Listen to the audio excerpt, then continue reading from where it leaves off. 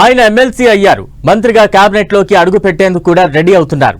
చంద్రబాబు పవన్ భేటీలోనూ ఇదే అంశంపై చర్చించారన్న టాక్ కూడా వినిపించింది. కానీ మెగా బ్రదర్ కు అమాత యోగం దక్కేందుకు కొంచెం టైం పట్టొచ్చంటున్నారు.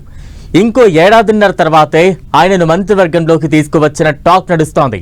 ఇంతకీ నాగబాబు కేబినెట్ బెర్తుకు అడ్డంకులు ఏంటి?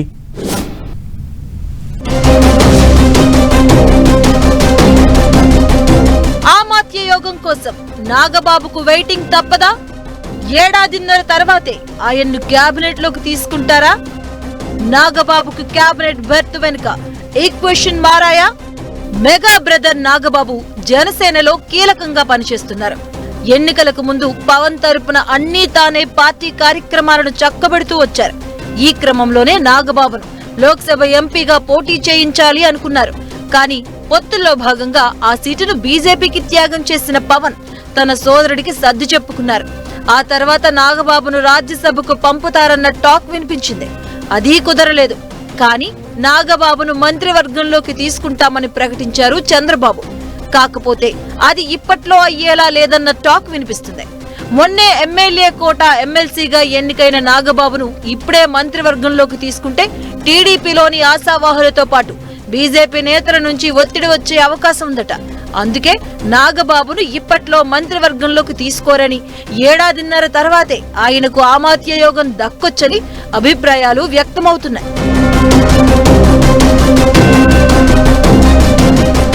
ఏపీలో అసెంబ్లీ సీట్లను బట్టి 25 మంత్రి పదవులకు అవకాశం ఉంది.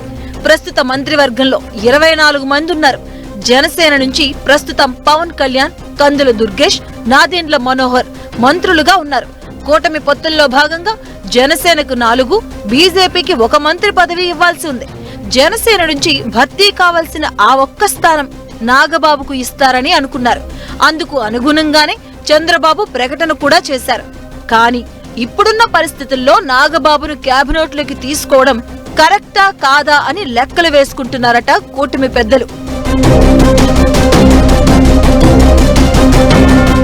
ఏపీ మంత్రివర్గం ఏర్పాటై 9 నెలలు అవుతుంది.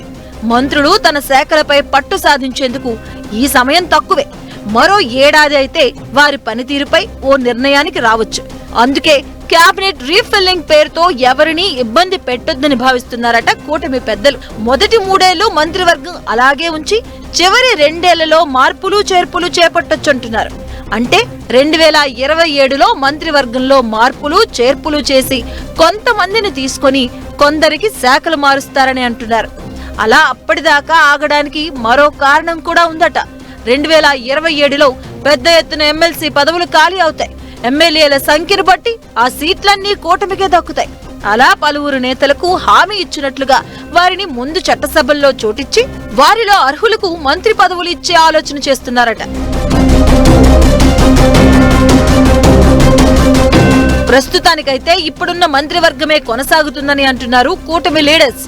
ఇక సెకండ్ గా ఎవరినైనా తీసుకోవాల్సిన ప్రత్యేక పరిస్థితులైతే ఏమీ లేవని అంటున్నారు. నాగబాబుకు మంత్రి పదవి హామీ అయితే ఉంది. కానీ ఆయన్ని ఎప్పుడు కేబినెట్ లోకి తీసుకోవాలి అన్నది సీఎం, డిప్యూటీ సీఎం నిర్ణయం మీద ఆధారపడింది.